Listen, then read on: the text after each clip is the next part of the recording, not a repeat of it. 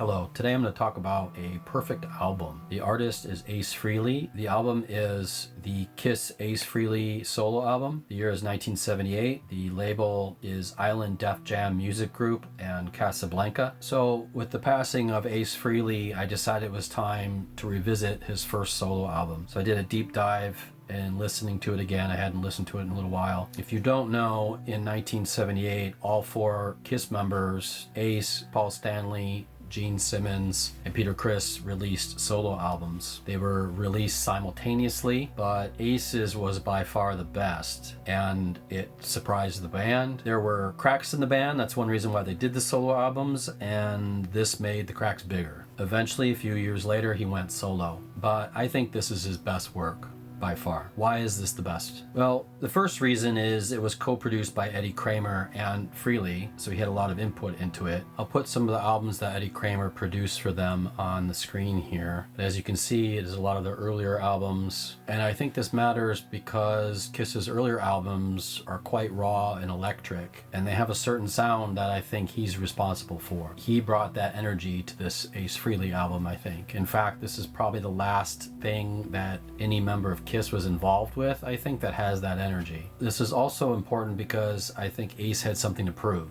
and you can feel it. Essential listening. It starts with the rocker Rip It Out, which is a great track. It's just blazing fire. I don't know how else to explain it.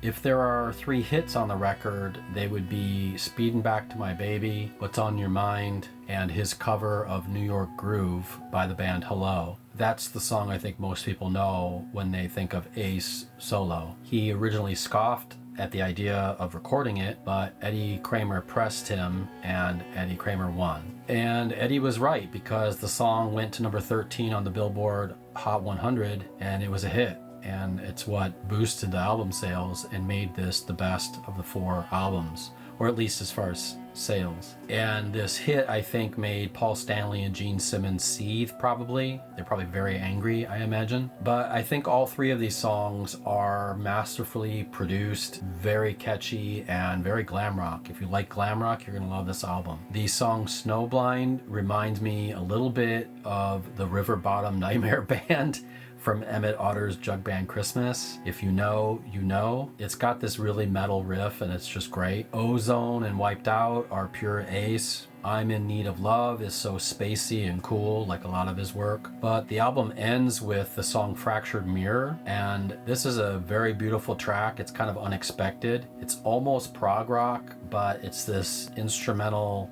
spacey ending point that I just think really works and seals up the album nicely. The pros. Ace shreds on the whole album. His guitar work is phenomenal. He played nearly all the guitar and bass parts himself. Despite what many people say about him, they say he's kind of sloppy and stuff, I think he's truly talented. He's got a dangerous crunch to his licks, and I think Eddie Kramer and Ace make a good team. They bring out the best in each other. If you like music production, I think this album is something to behold. It's quite creative in its production, and I just think it really works. The cons. If there is a weakness on here, it's probably his voice. He pulls it off, but I think some people might think his voice is a little flat. I like it though, I think it works. In the early years of Kiss, he would not sing, but I think that's a bit of a crime. One of my favorite songs by him is Dark Light from The Elder, and he sings that, and I think he does a great job, so I don't know what he was waiting for. One thing I do like about his voice is it has attitude, and it's very New York. Another con might be that the album is a little on the short side. It clocks in at 36 minutes, but it's a solid 36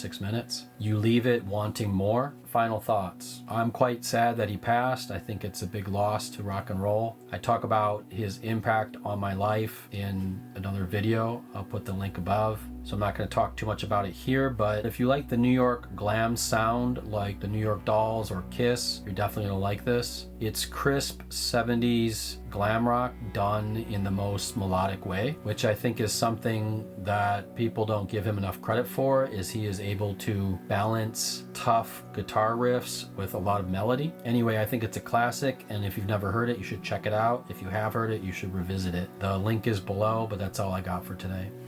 Take care. Have a good day.